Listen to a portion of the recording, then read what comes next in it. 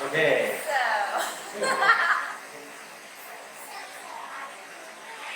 I'm Nicole, this is Matt, and today we're going to be talking about Matt's amazing documented family miracle number 1, I think. Yeah. Okay, so the story is about your grandma Hertsi, right? Yeah. Who is on your father's side, right? Yes. Okay.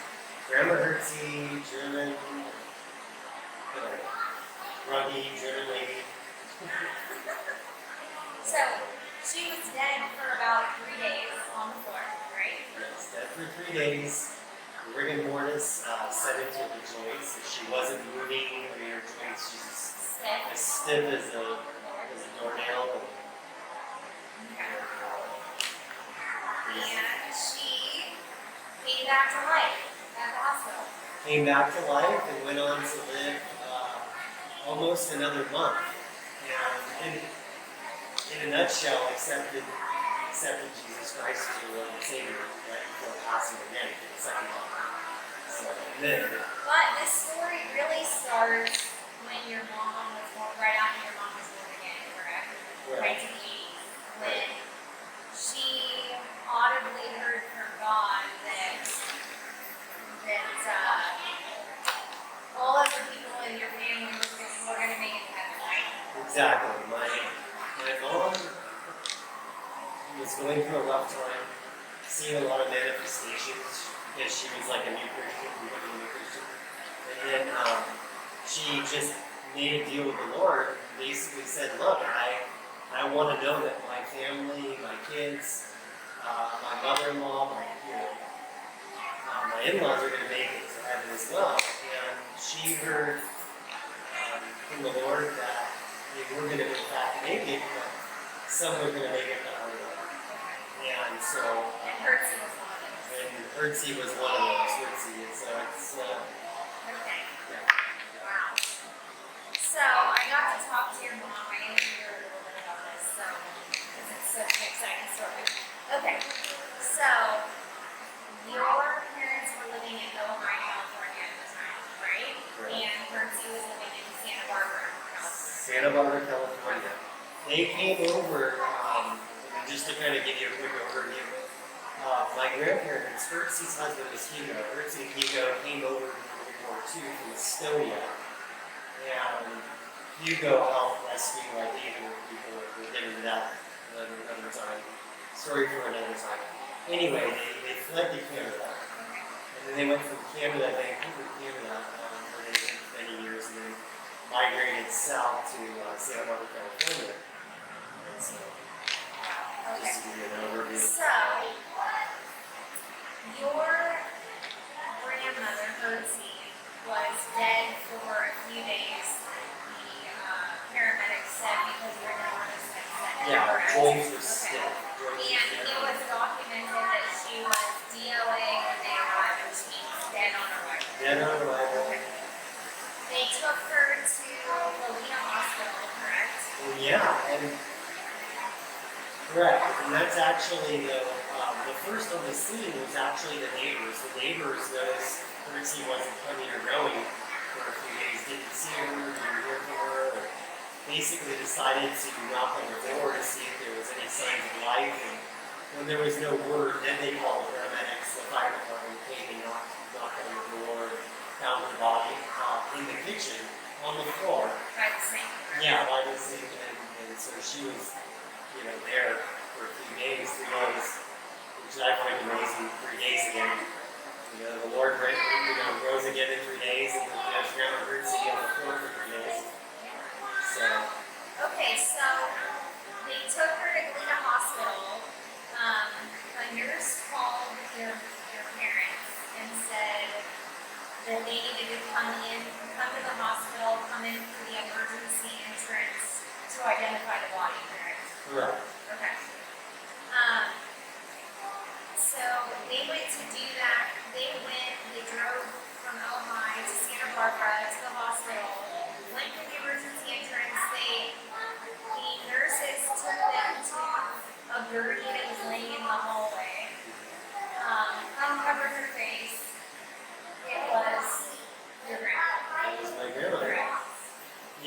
at this point, as kids, we only remember getting the news. I didn't actually personally get to see the face, but my parents obviously saw the face. And so, we heard the news, and it's kind of a shock because my father had a falling out right before he got his left, with his mom, Hertsi. So there was just a lot going on, and that's why she was alone, living in the house alone, because Hugo passed away too a few years earlier before that. So anyway, she was a strong lady. She was a very strong lady and very independent and very capable lady.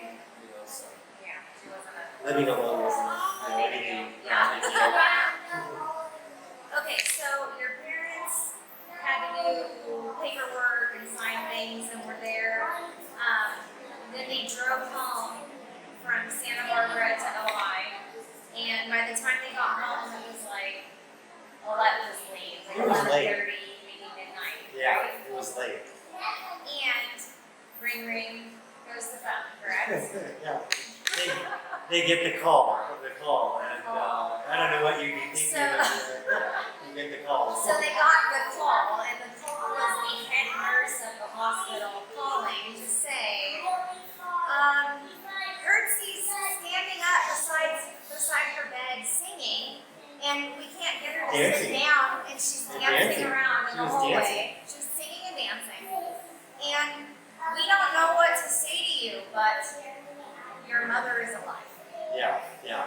And if you, not only does the phone call, gonna really just set you back and open your up, I don't know, just gonna shock you. If you know Hertsi, she's a German lady who went through a war with her family. Not exactly the most sociable, I think, or happy person, or somebody you can picture dancing. She was very serious, right? Yeah, very serious.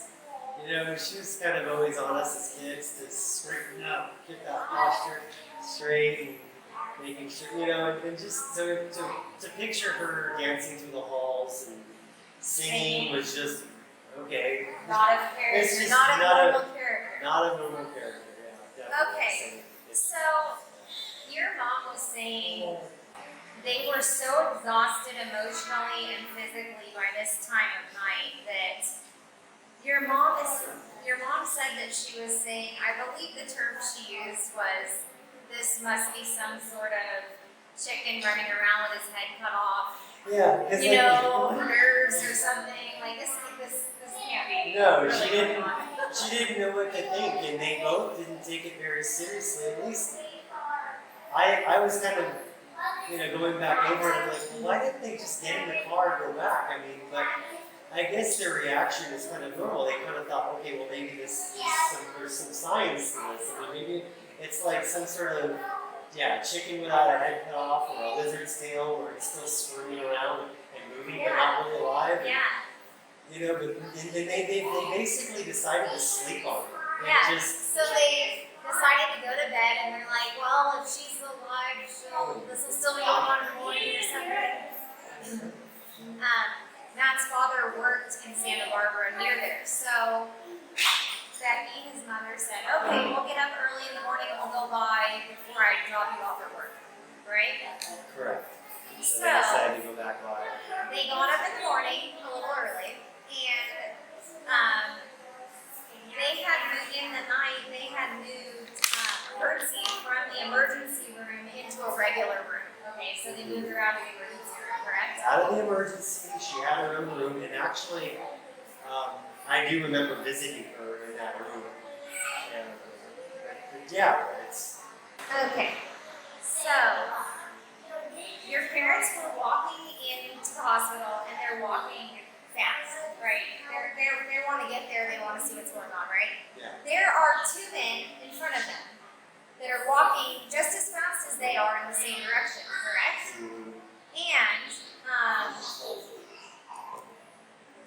your mother overhears them saying something along the lines of, she was DOA.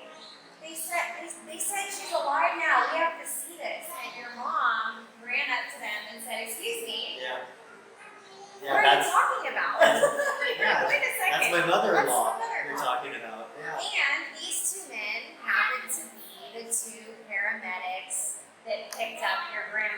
picked her up. DOA in the house. They saw her body. They're used to seeing bodies, I'm guessing, you know. I don't know how many years of experience they had, but they basically, they had to come in and they wanted to see, they were requesting to see my grandmother again and to witness this miracle firsthand. So it was pretty amazing. So they go in, see your grandmother, and then your parents go in and see Grandma Hertsi alive. Yeah. She's there. So. And you gotta remember, they saw her dead on the stretcher. Yeah, the day before. And then, now she's alive. Now she's alive. And she's happy. And she's happy. Which is not a character. No, I mean, serious. You're talking about a falling out that she had with my father. She literally wrote my father out of the will. Right.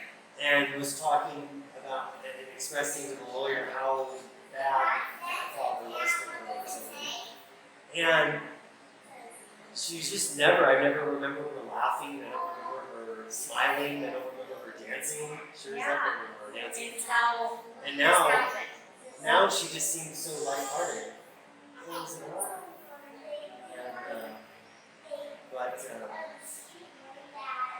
You warm? Want some lunch?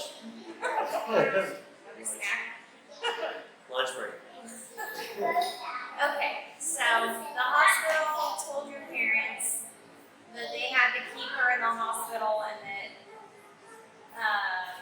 they couldn't take her home. Yeah, they right? wanted to keep her under observation. So they just wanted to watch because they were all just astonished about what was taking They place. want to take tests. They wanted to do tests, they just wanted to see her, be around. This is not your average everyday situation, and just see their reactions on the staff was, it was just a telltale sign, another just more proof, more evidence that this How was much a, of a miracle this how was. much of a miracle this was. And again, you got to remember my mom was saying that she made this deal with the Lord that no one was going to pass away until they were good with the Lord, until they were, saved. And we got to going back to when my mom saw Grandma Hertsi laying on a stretcher, dead. She was really crushed. She actually thought that the Lord didn't answer her prayer. She felt like, How did this happen? how did this happen? What does this mean now? Yeah. I made the deal with the Lord. I really felt it was going to be answered. And Hertsi didn't accept the Lord yet, and here she is lying dead on the stretcher. So this was a big blow to my mom's new faith. She just became a born-again Christian and was taking a lot of blows, like I said, and I've seen a lot of manifestations and a lot of attacks, a lot of things coming against her at that time. So this was, to see all of a sudden now Grandma Hertsi's alive again, was definitely, really of interest, I think, to my mom. I think it just kind of sparked something again. And So they kept her for almost a month, almost correct? a month. And your It was literally the day they were going to release her, I believe. that's what your mom was saying. The day that they were going to release her from the hospital, she ended up passing away. Yes, your mom said that they had ready a room for her at your house in Ojai, Yeah. because obviously she's not going to go live by herself again. And they went to go pick her up. They got in the car, they drove up to Santa Barbara to go pick her up from the hospital. And when they walked in, the nurse who was working in the room said that she had just passed away minutes before they walked in. Yeah. Correct? Yeah. Minutes away. And again, I think I have to emphasize the fact that my mom's, she sees a difference in Hertsi. We all see the difference in Hertsi. I got to visit Hertsi before she died the second time. And I remember her being very lighthearted, smiling. I saw her smile.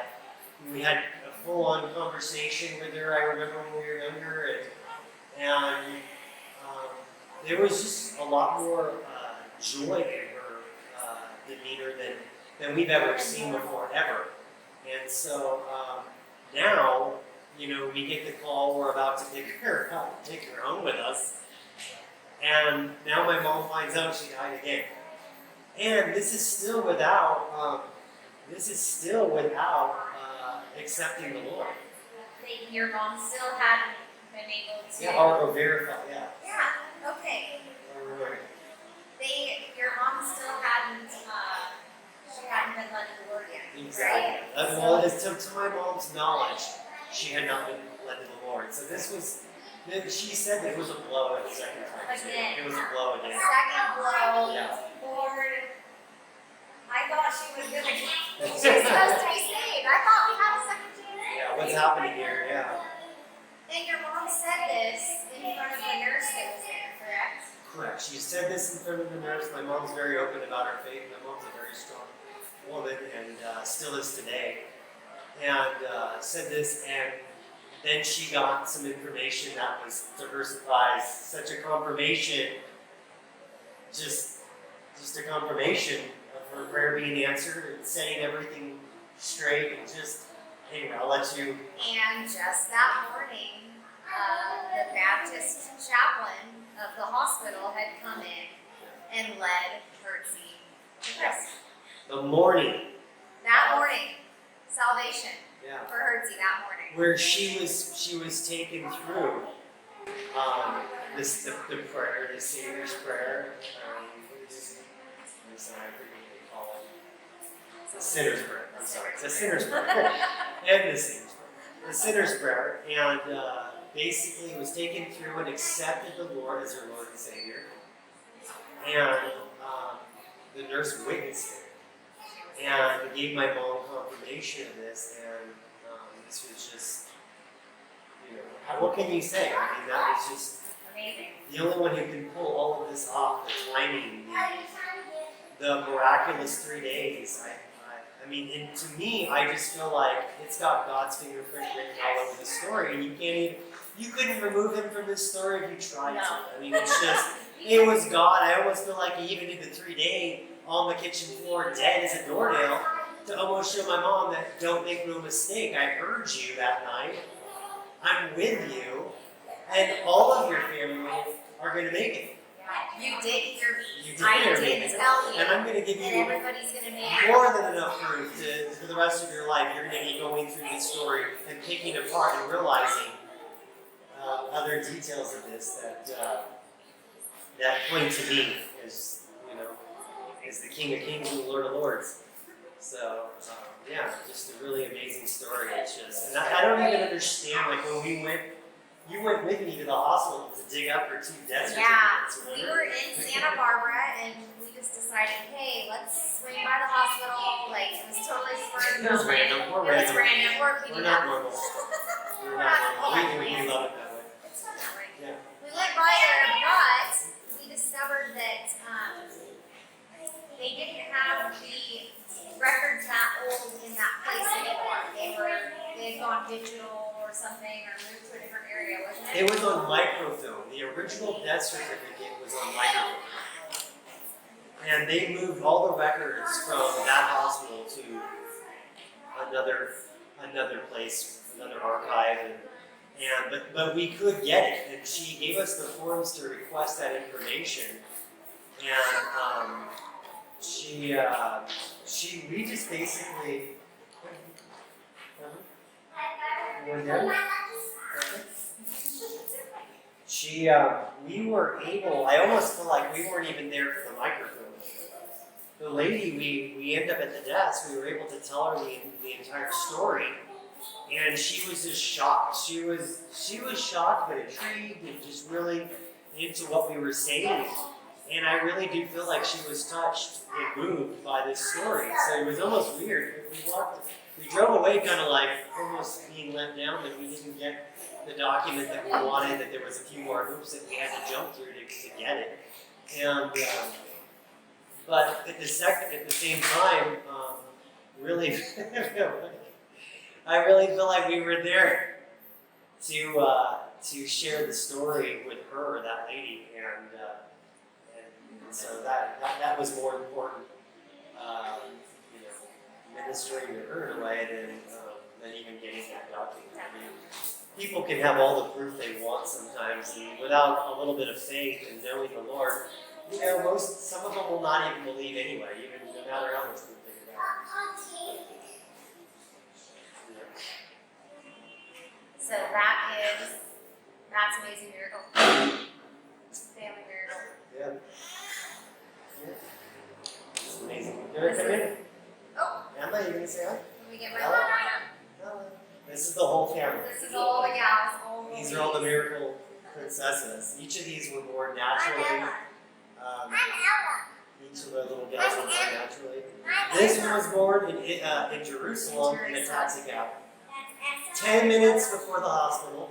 This one was born in a cottage, a rural cottage in the middle of nowhere near a volcano in Guatemala. This one was born in a jacuzzi tub in the States. So we've had quite an adventure over the last 10 years traveling the globe with these gals and lots more miracles to talk about, lots more miracles to share. And definitely. That's interesting. Very fascinating. Well, anyway. You guys have any more to say? We have fun traveling the world, and we went traveling over the world. And it was the cool thing ever. And we witnessed the coolest things. How is it traveling with a little sister? Half for my soul as well.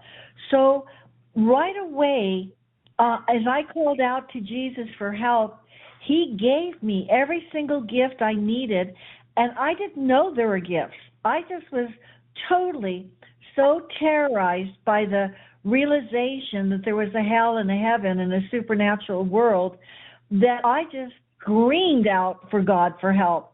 So a couple months later, now I was born again February 1980, but about 3 months later, because my constant prayer at that time, I was terrorized and I was praying this.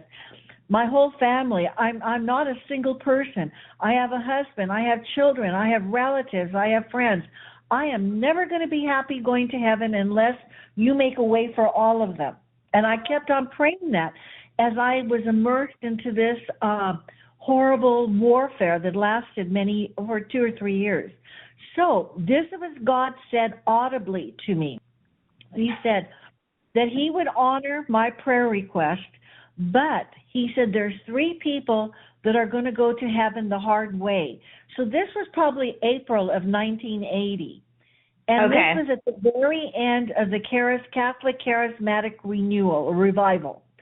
God sent revival to the Catholics and the Anglicans and all the fringe other denominations. Even Mormons at that time got saved, the ones that were really searching for God. So, okay. So, anyway, the 3 people he said that would go to heaven the hard way was my brother Randy, and then and he died of a very rare bone cancer. Yeah. And then my father-in-law, who was healed at one point from Lou Gehrig's disease, but he got angry, and then the healing was lost. And then Hertsi died on July 22nd, 95. Yeah. And so you figure count 30 days is when she probably was found dead on arrival by the paramedics. And the neighbors, I think her name was Isla. They're all senior citizens, very nosy, but Isla happened to talk right directly next door to Hertsi. Hertsi is spelled Hertsi, and it's a short name for Hertsilie. It's pronounced that way. It's Hertsilie. Okay. Hertsilie. Okay. Now, Isla hadn't seen Grandma or her car come out of the garage, because Grandma would go every morning to a breakfast place to have breakfast. That was her treat. So for a long time, or I don't know how many days, but they found Grandma when Isla called the paramedics to investigate, because she was really worried about her. And she was particularly kind of hard on Matt and I, thinking that we were not treating Grandma right, so she never had our phone number. So she called the paramedics, and the paramedics broke down the door, and they located Grandma Hertsi right in front of the kitchen sink. So she had collapsed right there, and she had rigor mortis, according to their report. So whenever rigor mortis sets in is when they're really stiff, right? Yep. Okay. So they figured that she was dead at least a couple of days. Okay? Yeah. Okay. So by the time her body was transported and information was given, they did find our contact number, and we were living in Ojai, and Grandma was taken to the Goleta Hospital. Cottage Hospital was in the center of Santa Barbara. Goleta was kind of like still in Santa Barbara, but very near the lines of Goleta, California. Okay? Yeah. And that's when one of the regular routine nurses called us and confirmed who we were and informed us that Grandma had died and that we needed to come into the emergency entrance, and they would have us identify her body. Okay. So what happened was that when we were led to a side room, she was in a gurney, and they had a sheet over her head, and the nurse pulled back the sheet, and I do believe that immediately I started praying in the Spirit, and so did Matt. For the first time, I could hear my husband speak in tongues, because he was very private about it. And then I thought, God, I know your promise said, and I saw Grandpa Hugo be born again and go to heaven. And I saw Randy die. No, I hadn't seen Randy die just yet. So I said, you promised. I heard your word audibly. You would never take her from this planet until she was born again. That was the deal, God. And so we identified her. We returned home. It was like 11:30 at night when we walked in. And we went through the overpass, because it was kind of spooky that whole evening. Yeah. And we got in, and around midnight or 11:30, right in, we got a call, not just from any nurse, but the head nurse, saying to us she didn't know how to tell me this, that Hertsilie is standing out of her bed. She's dancing and singing, and she's so happy, and we can't get her back in bed, and we're all in shock. We don't know what to tell you. And I said, I don't know how to answer you, because I am so exhausted from this whole rigmarole experience that all I can think of is when they chop off chickens' heads, that their nervous system still continues even without their head. I said, I don't know if that makes sense to you, because that's not a medical explanation, but that's how I feel.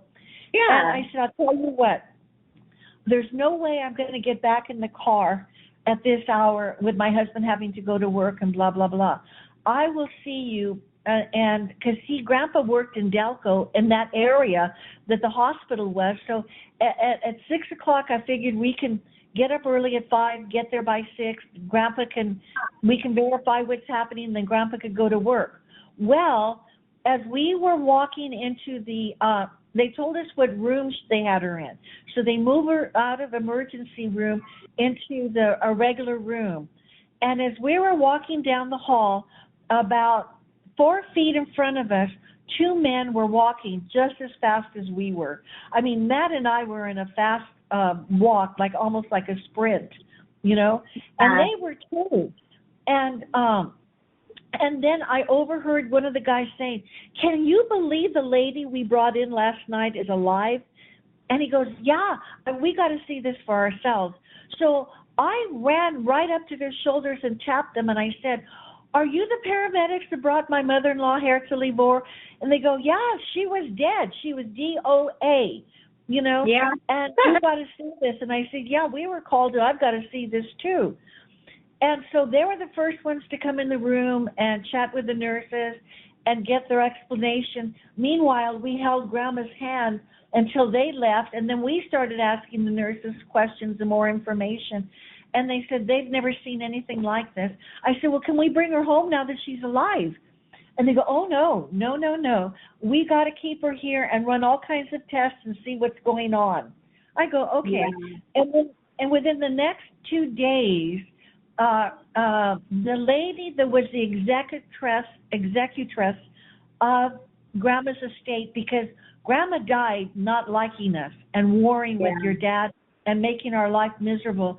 And at the will, she wrote, you are to fight Matt and use every penny of my estate if you have to make sure he doesn't get a penny of my inheritance. Wow. So that was so hurtful to Grandpa. So anyway, we didn't know that at this point because we didn't have the funeral yet, okay? Yeah. So the executress was the Santa Barbara county treasurer. And she was a Estonian as well, and Grandma Hertsi trusted her. And Grandma Hertsi confided in her so much, saying how much she disliked us and couldn't stand us and how bad we treated her. Wow. So anyway, so this lady who helped her draw up her new will, Christy was her name. She was one that informed Margaret and Anna to fly down from Washington because Hertsi had done a turn. Well, no, they didn't even say Hertsi was dead, because when I just talked to Margaret about 4 months ago, she said she was never told that Hertsi had died. They just said Hertsi's in the hospital and the chances of her dying is great, and come and see her. Oh, so wow. Christy blocked all of that. That's how evil she was. Wow. And even when Grandma Hertsi, in that month that she was in the hospital, when she wanted to change the will and include Grandpa, Christy refused and said, no, you're not in your right mind. I'm not going to do it. Wow. That's so good. I know, but in that month time that we came to see her practically every single day, she grabbed Grandpa's hand and she wanted to talk to him personally. She was crying because she was in her right mind, and she apologized to Grandpa, which made it easier to swallow when the will was going to be read. But she just said, I didn't see it right. I've asked you to forgive me for the kind of mother I was. So she did all the right things. She did a repentance prayer, and she did all the right things. But we had no clue it was in the will, you know. So anyway, so 30 days go by. I would think 28 days went by. Okay. And so we got a room for her ready at Ojai, because we weren't going to take her back by herself to Santa Barbara. So we went to pick her up, all excited. And as we walked in, the nurse in the room said to us she had just passed moments before we walked in. And that's when I started saying, oh my gosh, there was such confusion at the time. There was visitors, there was doctors. I never got a chance for Matt and I to lead her to the Lord for salvation. And you know, God had the right nurses all along with her, because she said to me, oh, don't worry, a Baptist chaplain came in and led her to the Lord. And Baptists are really awesome. They don't know about miracles. They don't know about anything other than salvation, okay? Yeah. So I could trust that she had a true salvation, and that God, and I believe she could receive it from a minister, you know, because she was traditional that way. You know what I'm saying? Yeah. And so then we had the funeral and waited for everybody to come from Canada, but anyway, so anyway, that's the story of Grandma Hertsi. And then later on, Randy went to heaven the hard way too, because he suffered a lot. He really suffered. Yeah. And so God kept his promise